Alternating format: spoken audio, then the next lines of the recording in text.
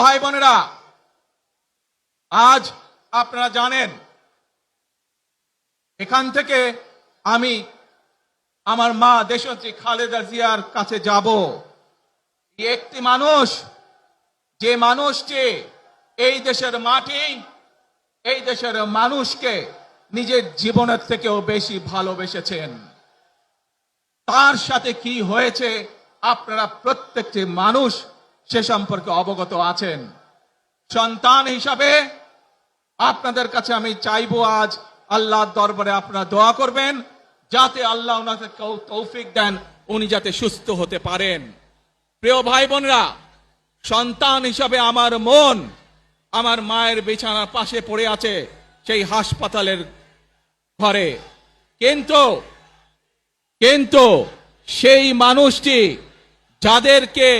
যাদের জন্য জীবনকে উৎসর্গ করেছে, অর্থাৎ আপনারা এই মানুষগুলোকে, যাদের জন্য দেশনেত্রী খালেদা জিয়া জীবন উৎসর্গ করেছেন নিজের জীবন, সেই মানুষগুলোকে আমি কোনোভাবেই ফেলে যেতে পারি না।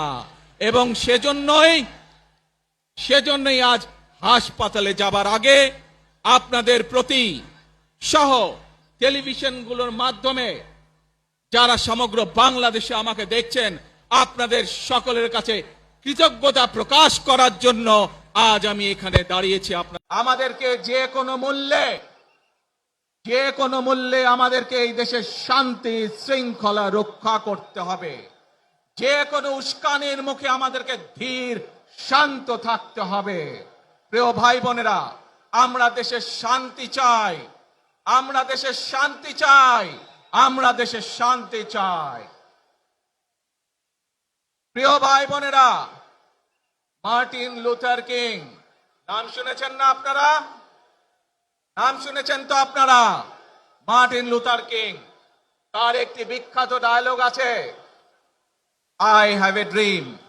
আজ এই বাংলাদেশের মাটিতে দাঁড়িয়ে আপনাদের সকলের সামনে আমি বলতে চাই, বাংলাদেশ জাতীয়তাবাদী দলের একজন সদস্য হিসাবে আপনাদের সামনে আমি বলতে চাই, I have a plan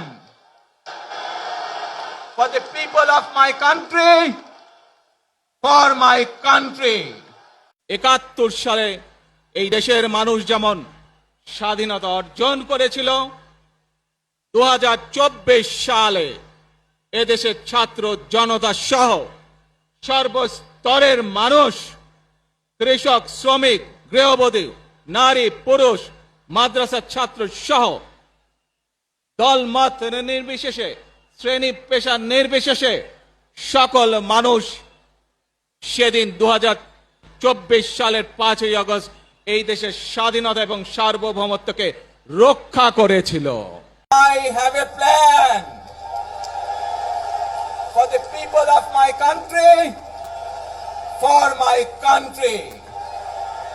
আজ এই বাংলাদেশের মাটিতে দাঁড়িয়ে আপনাদের সকলের সামনে আমি বলতে চাই, বাংলাদেশ জাতীয়তাবাদী দলের একজন সদস্য হিসাবে আপনাদের সামনে আমি বলতে চাই, I have a plan for the people of my country, for my country.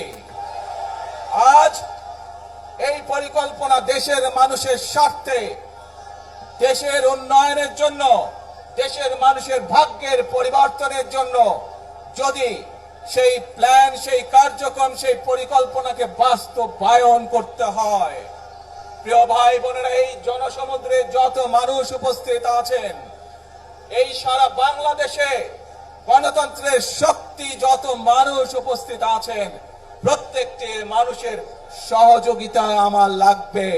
আমরা আল্লাহ রব্বুল আলামিনের দরবারে হাত তুলে প্রার্থনা করি, আমরা জানো, হে রব্বুল আলামিন, হে একমাত্র মালিক, হে একমাত্র পরওয়ারদিগার, হে একমাত্র রহমত দানকারী, হে একমাত্র সাহায্যকারী,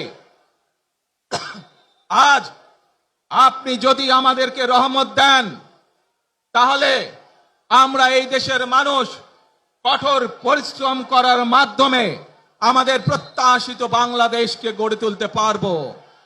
আজ যদি আল্লাহর রহমত এই দেশ এবং এই দেশের মানুষের পক্ষে থাকে, আল্লাহর সাহায্য, আল্লাহর দয়া এই দেশের মানুষের উপরে, এই দেশের উপরে থাকে, ইনশাআল্লাহ আমরা আমাদের প্রত্যাশিত বাংলাদেশ গড়ে তুলতে সক্ষম হব।